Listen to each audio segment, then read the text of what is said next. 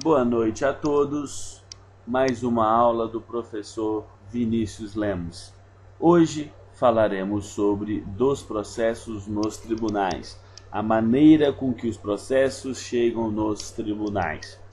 Essas possibilidades que os processos chegam nos tribunais são de três maneiras: via recurso, via remessa necessária ou via competência originária. São essas as três maneiras que um processo chega no tribunal. De qualquer forma, vamos falar sobre o mais importante, que é via recurso.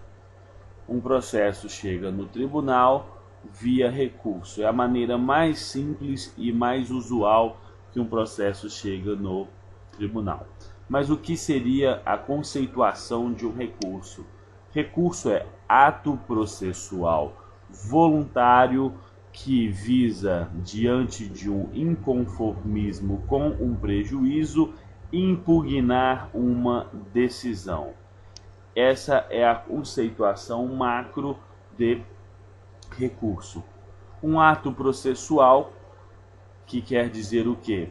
Que visa uma continuidade do processo em relação a não se terminar um processo que já tem início numa instância anterior e você tenta modificar ou anular, você tenta uma outra decisão. É um ato voluntário, justamente, que depende da escolha da parte.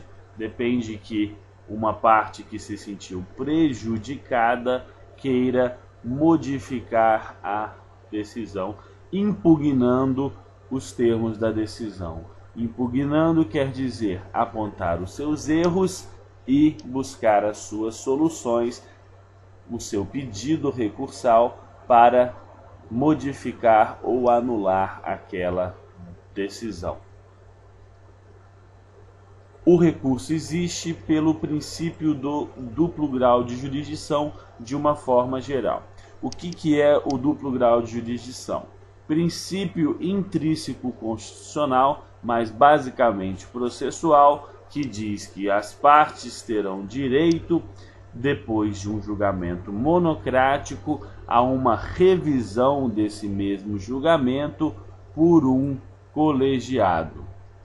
O que seria esse julgamento por um colegiado?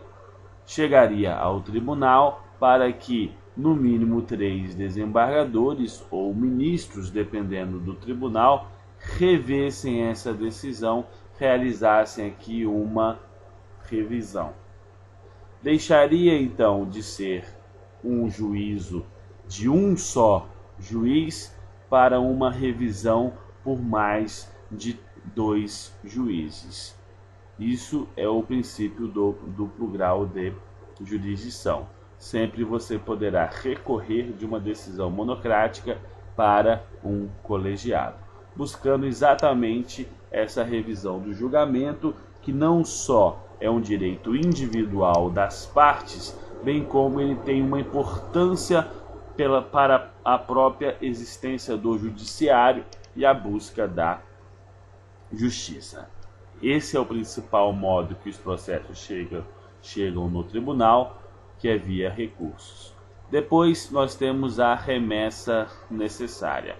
A remessa necessária está no artigo 4775 do Código de Processo Civil.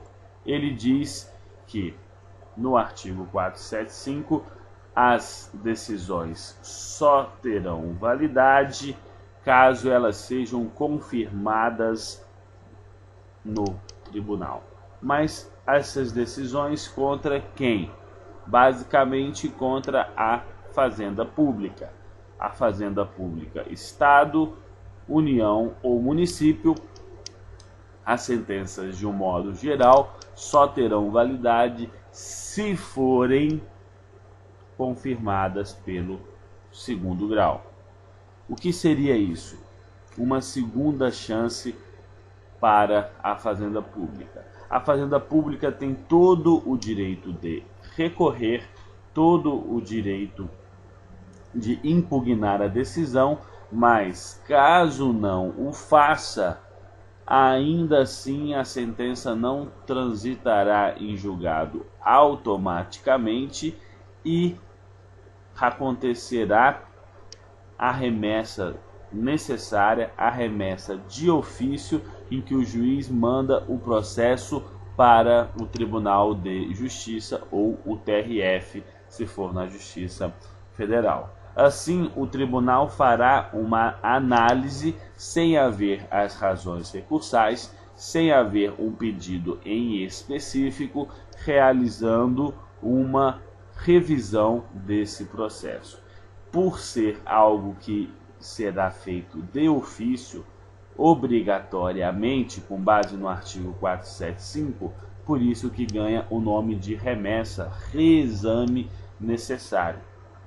Sempre que houver uma sentença contra a Fazenda Pública, ela não terá uma validade se não recorrida, não transitará em julgado somente com a sentença de primeiro grau.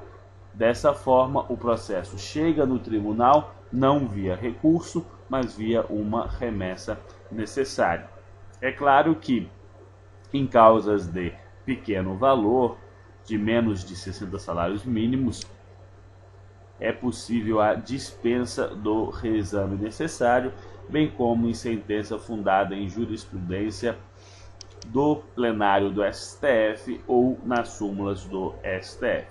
Mas essa é uma forma de se chegar a um processo no tribunal. Outra forma também é a competência originária. Competência originária quer dizer que uma competência deve ser determinada em sua origem. O que seria isso? Todo processo terá uma competência originária. Normalmente, a competência originária de um processo normal é na justiça de primeiro grau, a justiça comum, levando em consideração os juízes monocráticos. Porém, em determinadas situações em que você tem uma especialidade da matéria ou da pessoa em que se encontra em juízo, seja a pessoa ou o cargo que se encontra em juízo, o legislador pensou que seria melhor que essa competência originária fosse transferida da justiça comum de primeiro grau para começar diretamente em um tribunal, fazendo com que esse processo, a sua petição inicial, não seja protocolada em primeiro grau e sim diretamente em um tribunal. Nós temos as possibilidades disso na natureza especial da lide, que seria exatamente quando uma ação tem uma especialidade na lide que tem que começar diretamente em um tribunal. O que se versa ali tem uma complexidade maior e já teria jus a um julgamento colegiado logo no início da demanda, no decorrer daquele processo. Exemplos sobre isso, nós temos as ações diretas de constitucionalidade, que começam nos tribunais se forem sobre a constitucionalidade das constituições estaduais, ou no STF na Constituição Federal. Nós temos a ação rescisória, a homologação de sentença estrangeira, diversas ações que têm natureza especial da lide, que faz com que um tribunal já tenha que receber essa petição inicial. Depois nós temos a competência funcional, que tem tanto a competência por causa da pessoa em litígio, do cargo em litígio, bem como da razão política, que aí seria basicamente o foro privilegiado. Isso está no artigo 102 e 105 da Constituição Federal, dispondo quais serão as competências originárias do STF e do STJ, e bem como os tribunais menores poderão também delimitar a sua competência originária. Isso quer dizer o quê? Se determinada pessoa que está em algum cargo, ministro de Estado, deputado federal, presidente da República, governador, os atos oriundos daquele cargo serão julgados não por um juiz monocrático, e sim por um juiz colegiado, por um juízo colegiado diretamente no tribunal, podendo variar de instância conforme a disposição constitucional. E isso seria basicamente por causa de um ato do cargo, a competência seria originária.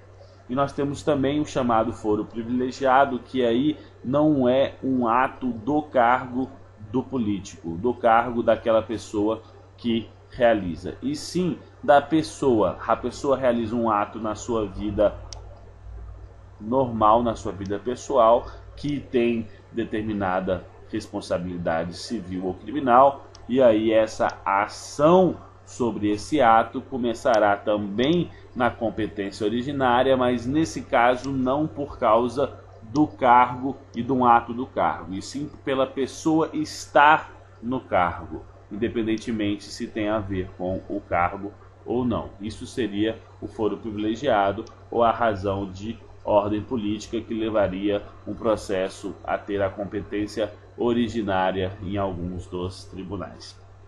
Lembrando que os processos chegam nos tribunais via recursos, via remessa necessária ou via competência originária. Essa foi uma revisão da matéria sobre os processos nos tribunais e mais uma aula do professor Vinícius Lemos. Bom estudo a todos.